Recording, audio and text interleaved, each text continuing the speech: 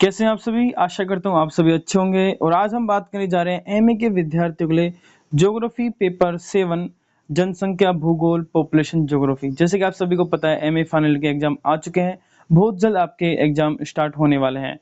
आज हम वह प्रश्न देखने वाले हैं जो कि आपके मोस्ट इंपोर्टेंट क्वेश्चन रहने वाले हैं आपके कंप्लीट सिलेबस को देखते हुए। तो जहां से भी आप पढ़ते हैं सीरीज में से, बुक में से या फिर आपने नोट्स बना रखे हैं, वहां पर इन सभी प्रश्नों को आपको टिक लगा लेना है और ये सभी प्रश्न आपकी आगामी परीक्षा 2026 व 27 के लिए मोस्ट इंपोर्टेंट है। वैसे तो अभी ये एग्जाम जो आपके 2026 में होने जा रहे हैं, लेकिन ऐसा नहीं है, ये प्रश्न वे हैं जो कि हर वर्ष परीक्षा में बार बार पूछे जाने वाले अति महत्वपूर्ण प्रश्न है। यानी कि ये कॉमन क्वेश्चन है जो कि एग्जामिनर आपसे अधिकतर पूछता ही है, क्योंकि ये आपके सिलेबस में हाईलाइट है, मोस्ट इंपोर्टेंट है। ठीक है, तो आप सबको परीक्षा में जाने से पहले इन प्रश्नों को अवश्य पढ़ के जाना है। अगर आप सिर्फ पासिंग मार्क्स लाना चाह रहे हैं तो भी आप ये प्रश्न पढ़ के जाइए, आप अवश्य पास हो जाएंगे। अगर आप अच्छे अंक प्राप्त करना चाहते हैं तो भी इन प्रश्नों को अच्छे से, इन सभी क्वेश्चनों के कॉन्सेप्ट अगर आप क्लियर कर लेते हैं तो मैं आशा करता हूं आप सभी को अच्छे अंक प्राप्त होंगे, इसमें कोई दो राय नहीं है। ठीक है, सभी प्रश्न मोस्ट इंपोर्टेंट है। देखिए यहाँ पर मैंने आपको 3 तरह के प्रश्न लेकर आया हूँ। अति लघु उत्तरात्मक प्रश्न, उसके बाद में आपके लघु उत्तरात्मक प्रश्न और फिर निबंधात्मक प्रश्न। ठीक है, परीक्षा में आपके अति लघु उत्तरात्मक प्रश्न अगर सेम आपको ये मिल जाए, ऐसा मैं नहीं कह सकता सभी के सभी, क्योंकि अति लघु उत्तरात्मक प्रश्न आपके सिलेबस में कहीं से भी छोटे जो प्रश्न है वो उठाए जा सकते हैं। मैं यहाँ पर बात कर रहा हूँ मुख्य तौर पर हमारे लघु उत्तरात्मक प्रश्न और निबंधात्मक प्रश्न। ये सभी प्रश्न मोस्ट इंपोर्टेंट और आपको आधे से ज्यादा इन सभी प्रश्नों में से आपको परीक्षा में देखने को मिलेंगे। पेपर में यूं के यूं आपको सेम सेम छपे हुए देखने को प्रश्न मिल सकते हैं। तो इस प्रश्न आपको पढ़ के जाना है। तो सबसे पहले हम देख लेते हैं अति लघु उत्तरात्मक प्रश्न। ठीक है, ये प्रश्न नॉर्मली है, जनरल क्वेश्चन है जो कि आपको सिलेबस को मद्देनजर रखते हुए बनाए गए हैं कि हाँ इनसे संबंधित टॉपिक हैं तो इनसे पूछ सकते हैं। जैसे कि जनसंख्या भूगोल की परिभाषा दीजिए, जनसंख्या भूगोल का मुख्य उद्देश्य क्या है। ठीक है, ये सिंपल क्वेश्चन है, नॉर्मल तौर पे आपसे पूछ सकते हैं। जन्म दर से क्या अभिप्राय समझते हैं आप, जन्म दर व मृत्यु दर की परिभाषा दीजिए। ठीक है, साक्षरता को परिभाषित कीजिए। ठीक है, ये आपका टॉपिक है तो मोस्ट इंपोर्टेंट है। प्रवास पर संक्षिप्त टिप्पणी लिखिए, प्रवास से आप क्या समझते हैं। ये वो क्वेश्चन है जो सिंपल है, हर टॉपिक से कोई एक बिंदु है जो आपसे सिंपल परिभाषा पूछ सकते हैं। जनसंख्या विस्फोट से आप क्या समझते हैं, इसको समझाए। जेलेंस्की के अनुसार जनसंख्या भूगोल को स्पष्ट कीजिए। ठीक है, मुख्य मुख्य जो आपके विद्वान है उनको लेकर प्रश्न पूछे जा सकते हैं। विश्व में नगरीकरण की प्रवृत्ति को समझाएं, परिवार नियोजन को महत्व को स्पष्ट कीजिए। तो ये कुछ जनरल क्वेश्चन है जो कि हाँ आपके पूछे जा सकते हैं आपसे। अब हम बात करते हैं मोस्ट इंपोर्टेंट क्वेश्चन आपके लघुत्तरात्मक प्रश्न। ठीक है, अब यहाँ पर जो मैं प्रश्न आपको बता रहा हूँ लघुत्तरात्मक प्रश्न, ये आपको लघुत्तरात्मक में भी देखने को मिल सकते हैं और कुछ क्वेश्चन निबंधात्मक में भी आपको देखने को मिल सकते हैं। इसलिए आपको इन सभी प्रश्नों को अच्छे से तैयार करके जाना है। और मैं आपको परीक्षा में बाद में बताऊंगा कि अगर मान लीजिए जैसे कि आपने जनसंख्या भूगोल की परिभाषा या फिर कुछ ऐसा क्वेश्चन याद किया जिससे रिलेटेड सेम क्वेश्चन आया लेकिन पूछ कुछ हो रहा है, तो आपको क्या करना है वो मैं वीडियो के एंड में आपको बताऊंगा। तो देखिए पहला प्रश्न आता है हमारा, जनसंख्या भूगोल को परिभाषित कीजिए और इसके क्षेत्र का विश्लेषण कीजिए। जनरल क्वेश्चन है, परीक्षा में आपको अवश्य देखने को मिलेगा। पेपर के अंदर ये प्रश्न कंपलसरी प्रश्न है एक तरह से, क्योंकि आपको जो आपका टॉपिक ही जनसंख्या भूगोल है तो इसको तो आपको अच्छे से पढ़ के जाना है। इसके मुख्य मुख्य विद्वानों को आपको अच्छे से पढ़ के जाना है, उनके अनुसार इनकी क्या परिभाषाएं हैं। आप 2 या 3 जो भी हैं, बहुत इजी क्वेश्चन है, अगर आप अच्छे से पढ़ेंगे तो नॉर्मल आपको समझ आ जाएगा। ठीक है, जैसे कि माल्थस के जनसंख्या सिद्धांत को समझाए, तो बहुत सिंपल है माल्थस का जनसंख्या सिद्धांत। जब आप पढ़ते हैं तो बेसिक कॉन्सेप्ट है, आप आसानी से याद कर सकते हैं। आपके अनुकूलतम जनसंख्या है, अतिरिक्त जनसंख्या है, ये दोनों सिद्धांत अच्छे हैं और इनके जो विद्वान हैं उनको भी आपको अच्छे से पढ़ के जाना है। तो दोनों ही क्वेश्चन जो हैं दोनों ही आपके पूछे जा सकते हैं परीक्षा में। अनुकूलतम जनसंख्या को परिभाषित कीजिए या फिर अतिरिक्त जनसंख्या को। मुख्य आपके अनुकूलतम जनसंख्या को पूछा जा सकता है। ठीक है, तो ये भी आपको पढ़ के जाना है। अगला प्रश्न देखिए, जनसंख्या के विश्व वितरण पर संक्षिप्त टिप्पणी लिखिए। अच्छा प्रश्न है, परीक्षा में पूछने की पूर्ण संभावनाएं हैं। भाषा के विकास पर टिप्पणी कीजिए तथा विश्व के प्रमुख भाषा परिवारों का वर्णन कीजिए।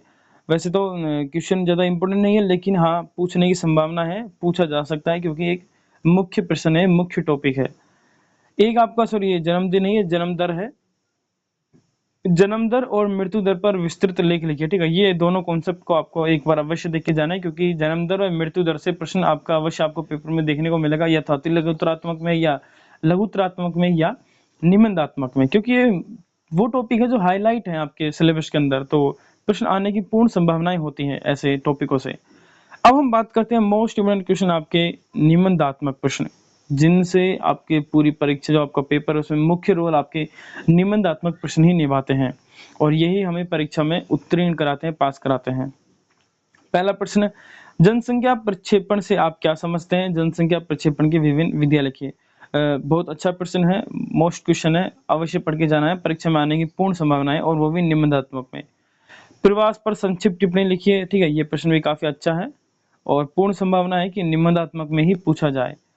नवीनीकरण से आप क्या समझते हैं तथा भारत में नवीनीकरण को प्रभावित करने वाले घटकों का वर्णन कीजिए। नवीनीकरण से प्रश्न अवश्य आएगा, आपको परीक्षा में पढ़ के जरूर जाना है।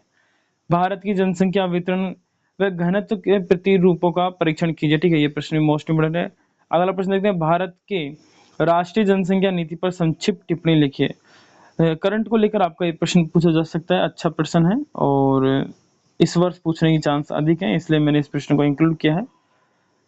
अगला प्रश्न आता है हमारा, परिवार नियोजन से आप क्या समझते हैं? इसके प्रमुख विधियां समझाएं। सिंपल क्वेश्चन है, परिवार नियोजन का आप एक बार पढ़ेंगे तो अच्छे से कर सकते हैं। नवीकरण का जो ये कुछ क्वेश्चन तो ऐसे हैं जो आप एक बार पढ़ते ही आपको याद हो जाएंगे। परिवार नियोजन है, नवीनीकरण है, प्रवास है, ठीक है, तो ये वो सिंपल क्वेश्चन है जो आप एक बार पढ़ेंगे तो सिंपल आप इनका आंसर देख के आ सकते हैं, वो भी पूर्ण विवरण के साथ। आप अपने विचार भी इनमें इंक्लूड कर सकते हैं। ये ऐसे क्वेश्चन होते हैं जिनमें हम हमारी मानसिकता के अनुसार उत्तर दे सकते हैं। जैसे कि अब इसमें भी हम काफी क्वेश्चन है, जैसे कि जब आप अनुकूलतम जनसंख्या पढ़ते हैं तो आपका जैसे कॉन्सेप्ट क्लियर होता है, अच्छे से आप कर पाते हैं। माल्थस के जनसंख्या सिद्धांत बहुत ईजी है, एक बार पढ़ने के बाद ही समझ आ जाता है अच्छे से। जनसंख्या भूगोल को परिभाषित कीजिए, सिंपल है, कॉन्सेप्ट क्लियर हुआ और अच्छे से आप 2 या 3 पेज भर सकते हैं। ठीक है, जन्म दर में मृत्यु दर को एक बार थोड़ा समझ लीजिए, उसके बाद आप इस पर भी अच्छे से लिख सकते हैं। तो हमारे एमए के अंदर यही होता है कि जो हमारे निबंधात्मक प्रश्न है उन पर हमको संक्षिप्त विवरण देना होता है, क्योंकि ये एक तरह से निबंधात्मक प्रश्न है, एक तरह से आपको लेक्चर देना है, आपको पूरा विवरण लिखना है। ठीक है, एक महत्वपूर्ण बात याद रखनी, मान लीजिए कुछ प्रश्न ऐसे आए निबंधात्मक में खास तौर पे कि आपको नहीं आ रहा है, आपने 2-3 प्रश्न कर दिए लेकिन एक प्रश्न और करना है आपको और उसका उत्तर आपको नहीं आ रहा है, तो आपको प्रश्न को खाली छोड़कर नहीं आना है किसी भी परिस्थिति में।